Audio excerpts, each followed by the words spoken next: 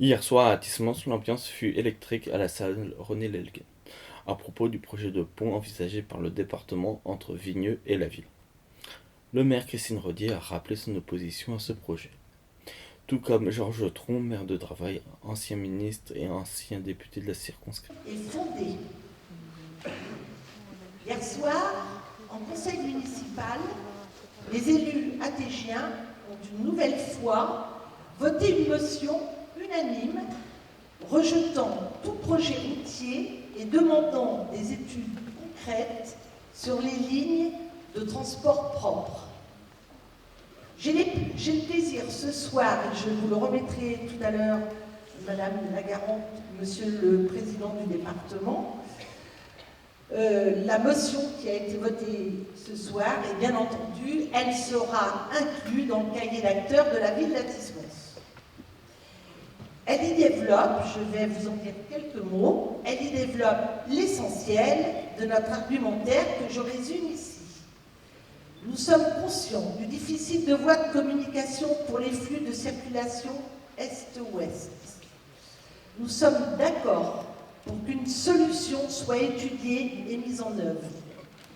Nous rejetons le scénario simpliste du département qui consiste à faire passer des voitures à travers des zones naturelles et des quartiers d'habitation sur une route et un viaduc de 3,6 km.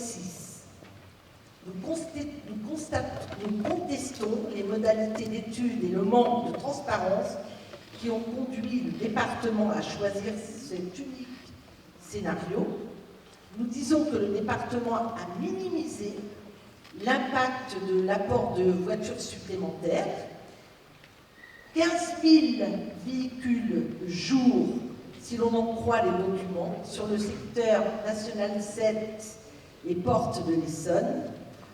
Nous attirons également l'attention sur les conséquences environnementales graves en matière de nuisances, de santé publique, de destruction de zones naturelles et d'espaces de vie.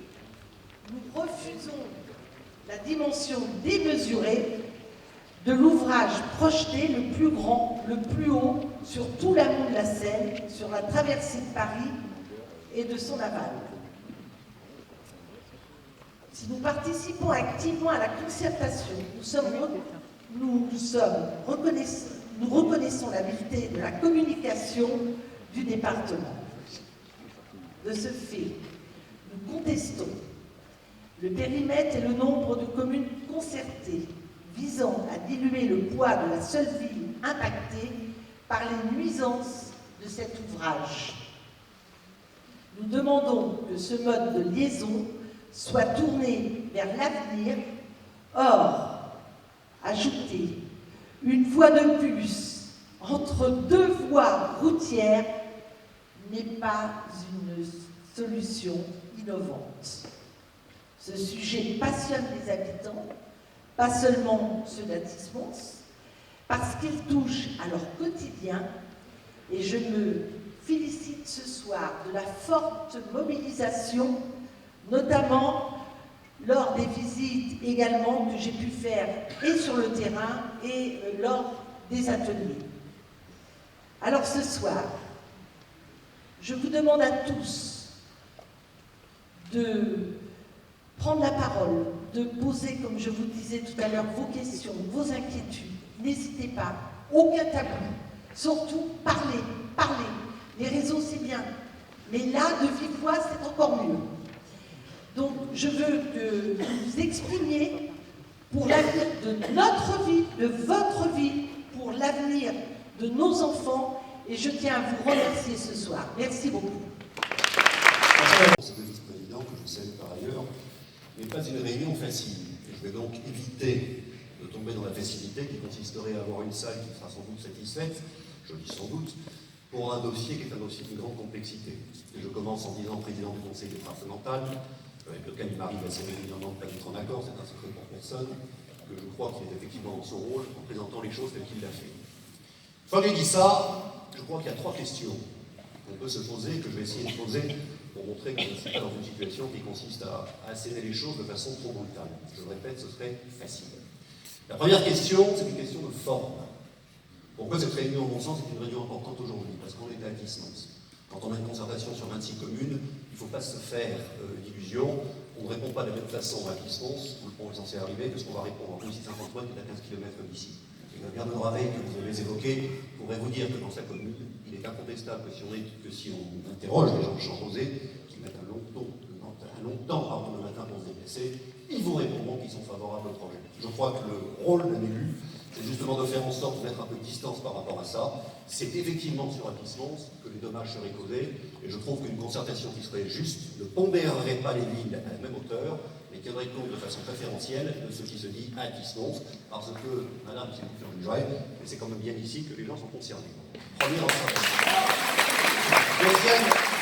Deuxième observation, j'ai une particularité, je ne suis pas le seul à l'avoir, et je le dis avec respect pour d'autres élus de la rive droite, mais je suis élu de la rive droite.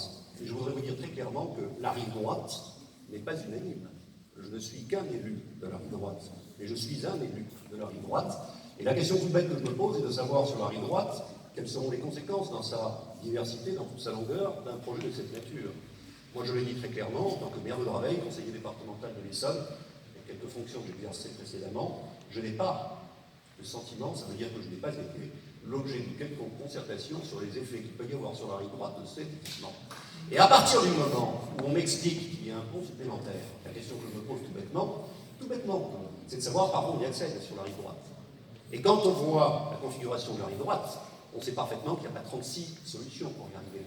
Et il y en a une en particulier qui m'intéresse tout à fait, c'est celle de la 448, c'est-à-dire cette départementale qui traverse de sud au nord la rive droite, et qui, de fait, serait totalement engorgée. Donc il y a une question toute bête que je pose, par où donc vont passer toutes celles et tous ceux, que ce soit des camions ou des véhicules, qui désirent remonter vers le pont? Et moi je vous le dis parce que ça je le gère, aujourd'hui, je gère déjà les difficultés sur la rive droite, je gère déjà les difficultés dans ma commune, et je pense que, contrairement à cette idée qui pourrait paraître simpliste, une dame d'ailleurs a très bien démonté tout à l'heure, je pense qu'il y aura un effet d'attraction. Aujourd'hui, qu'on ne le veuille pas, la rive droite, c'est un autre dossier que je ne vois pas ici, mais la rive droite est beaucoup plus une zone qui est une zone entre guillemets dortoir, je le regrette, mais c'est un fait, une zone d'activité économique. Au conseil départemental, d'ailleurs le président le sait, c'est un dossier qu'on a ensemble évoqué plusieurs fois. Je fais partie de ceux qui considèrent que de tous les gouvernements, dans toutes les périodes, la rive droite était délaissée. Je ne connais pas, mesdames et messieurs, un seul dossier ou un seul note de subvention qui ait permis à la rive droite de se développer, c'est un vrai sujet. Je termine ce second point en vous disant, je crains terriblement que nous devenions de fait sur cette partie de la rive droite une zone de passage et une zone de transit supplémentaire, que l'effet d'attractivité joue à fond et qu'on rajoute les problèmes qui sont vos problèmes à ceux que nous connaîtrons juste avant vous, pour ce qui est en tout cas du trafic est-ouest le matin. Et puis, pardon de le dire, Monsieur le Président, ça ne vous surprendrait pas, et Nicolas Méhari me connaît sur ce topo aussi, je voudrais vous dire en tant que citoyen, en tant qu'élu également, que je ne crois pas une seconde, et pardon Monsieur Justin, pardon Madame, parce que ce n'est pas une critique d'attitude personnelle, mais à votre discours sur le financement plutôt. Ça ne tient pas la route une seconde, que personne ne s'y là-dessus. Alors, vous pourrez me dire, et vous aurez raison, avez-vous des compétences particulières dans ce domaine-là? Non, pas tellement, mais j'arrive quand même à faire des comparaisons qui sont de bonnes comparaisons. Nicolas Méhari le sait, et d'ailleurs, je ne vais pas faire un effet oral facile, puisque je le rencontre dans quelques jours. Ça fait 3 ans que je demande le franchissement de la Seine, Romain René est ici, pour les vélos et les piétons, par une passerelle, une simple passerelle. Une passerelle entre Draveil et Juvisy. Ça fait 3 ans que les études sont en cours. Je pense qu'on va arriver au terme de ces 3 années. En tout cas, je l'espère, parce que s'il viendra notre collègue, ça ne sert à rien, donc je ne serai pas content. Mais enfin, en tout cas, on arrive au terme, théoriquement.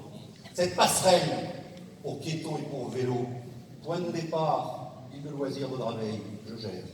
Point d'arrivée de l'anneau à Juvisy, c'est en face. On traverse la Seine. Il n'y a pas de grand truc, il n'y a pas de grand machin, il n'y a rien à faire. Il y a même 2 hypothèses. La première hypothèse, c'est ce qu'on appelle l'encorbellement. En gros, on renforce le pont actuel, le pont de Juvisy, et on voit si on place cet élargissement ou sur le tablier ou sur les piliers. Le coût, c'est 6 à 7 millions d'euros. 6 à 7 millions d'euros. La seconde solution, c'est celle de la passerelle, tout simplement. La passerelle, on passe, coût grosso modo 10 millions d'euros. Alors expliquez-moi simplement, comment est-ce que 10 millions d'euros peuvent être le coût d'une passerelle, et que 80 millions d'euros seraient le coût de cet équipement. Je n'y crois pas une seule seconde.